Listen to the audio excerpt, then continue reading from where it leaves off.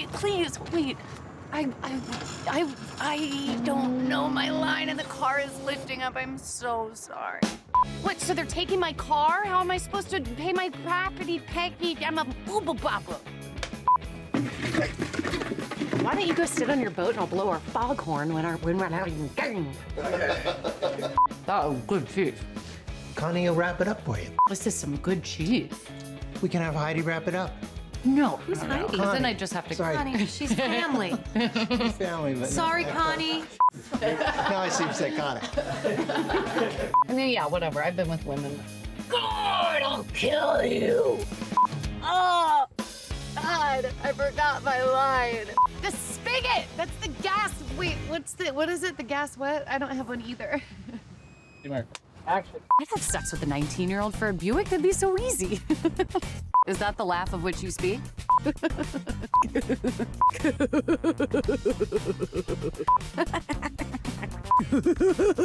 know what to do. Action. And that made you come? Excuse me? I did not. You should wait till you have fluency. What the fuck is this? Yes, she speaks language. Bouncing, little bouncy baby.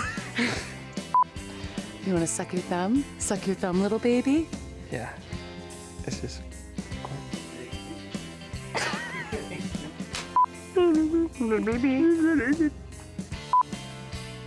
Sorry, you're blocking my... Oh.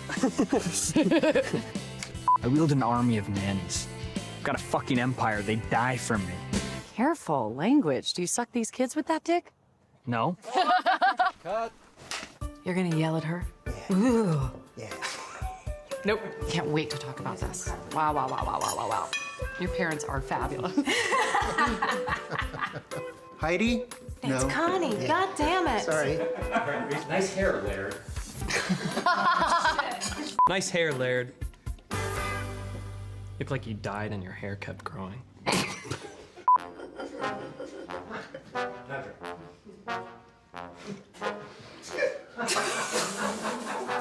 I'm sorry. This is a disaster.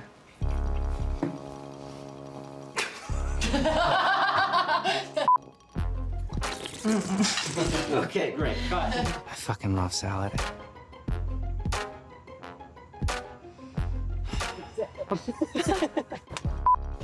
Fuck you. That was unbelievable. How did... Count 10 seconds, Jim. Okay, sorry, I'm just really excited to be in the movie. I had sex once for a Paramount Plus password. I had sex once to get out of going to a Fish concert. I had sex once to get upgraded to JetBlue Mint. I had sex once to go to a Jacob Dylan concert. I had sex once to get vision and dental coverage. I had sex once because I wanted a guy to stop telling me what a subwoofer was. I had sex once to have something fun to talk about in therapy. I had sex once because Sarah had sex and I felt left out. Please do the house is haunted one. I mean, I really did have sex because my house was haunted.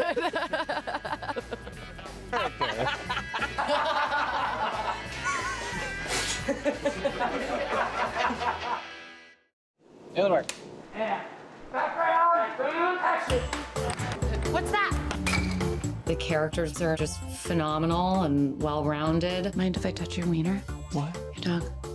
This character immediately was so real to me. That time I beat you in basketball, did you let me win? You beat me fair and square. I feel like I know people like this. Oh, this car's only 1,000. We didn't know each other beforehand, so it's been nice to have easy chemistry together on set. We all have the ability to say the inappropriate thing. Maddie, you won't even rent your house out, but now you're gonna rent out your vag? Jim, the adults are talking. It feels like when you're kids and you play with your friends and you don't care what you look like, you just want to make the other person laugh. It's just fun to be a part of something that's taking a swing. Maddie's a desperate woman, and it's a woman that has problems with authority. You need to fire her. I can't fire her. She has a disability. What? No, I don't. You don't? No. That's the reason why I hired you. We did talk about her being kind of Lebowski-esque. I think she's kind of a little lazy. She's kind of doesn't want to work hard, wants to do things the easy way and just smoke weed and chill in her house and not have her mellow, harsh. I feel great.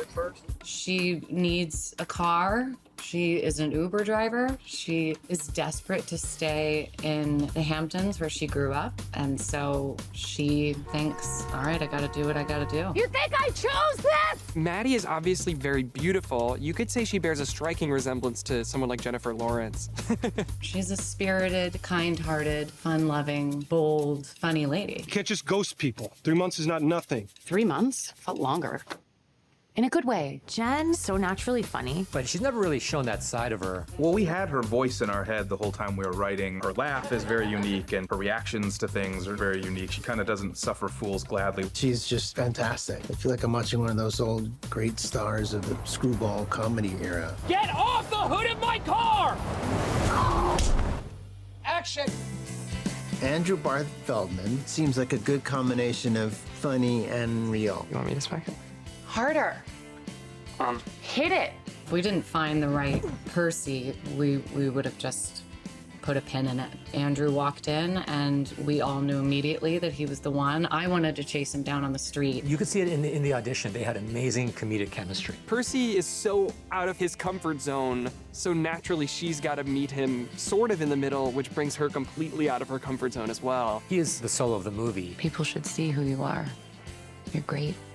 Thanks. Percy changes her life and shows her that she has to move forward and keep going. For better or worse, I in many ways am this kid. So it worked out for all parties that this role exists and that I exist. He's just the most friendly person ever. Right now, I'm sure in a year or two it'll be impossible. Oh, hi. Hi. I'm Allison, and this is my husband, Laird. Layered? Like lasagna? Lasagna? No, Laird. Matthew Broderick plays my husband Laird and is just a delightful human being. Like, we really laugh a lot. Caroline. It's like an old-timey cartoon whistle. That's how I am. I am an old-time cartoon character. I have to take a moment and talk about Matthew Broderick's hair. Well, that was my first time seeing Matthew in his wig and seeing his look for this Hamptons rich dad. His wig is just unbelievable. We really didn't think he was going to do it. Just call me Laird. I can't. It is hair that suggests that he is still a virile man. Then he showed up and he was like, isn't this great? I like walking. Yeah, me too. The wig deserves an Oscar. It was made in 5 days. No animals were harmed creating it. This is your son. What you need is someone who looks like a peer, but has the maturity to be able to handle this with the tact and sensitivity the situation requires. Laura Benanti, who we all sort of knew from Broadway, she was such a fresh idea. As a helicopter parent myself, if I could buy my child into self-confidence, I absolutely would. See you guys for Thanksgiving. Yeah. Okay. Hey, Mark. Action. And I'm losing money every day I'm not Ubering. You could sell your hair, your plasma, your eggs. Human body's a cash cow. People don't understand that. Just read about a guy in Cambodia sold his feet. Jim, I can feel our baby getting dumber. Scott MacArthur and Natalie Morales are so funny too, and very gifted improvisers and just very sort of ready comedic minds. Scott MacArthur plays my husband Jim, who is super funny. Jim is a man of the world who hasn't really traveled that far from home. Sarah and Jim have a very sort of dysfunctional, functional relationship where they seemingly hate each other with everything that they say, but are clearly very in love. So they have a very unique relationship. Kid would probably cream his shorts as soon as he saw you. Then he could just drive right home. Get back into the sea. Just opened a beer. Go to the sea. Natalie is fun to watch, and their real gift to the story is that they are a voice of reason for Maddie. Oh my God! Wow. It turns on. It does? Why don't we see if that makes it better? Yeah, I have batteries somewhere. When you're with your friends, people tend to speak more freely and trust the fact that it's okay to piss one another off and that you can rebound from that. Jody! Hey, there he is! So this must be the famous Maddie.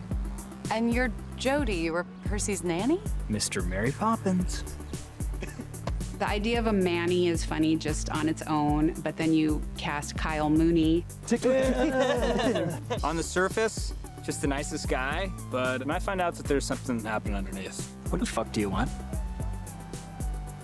Excuse me? Jody takes his nannying very seriously. He's created a nanny empire. I've nannied for a lot of powerful families out here.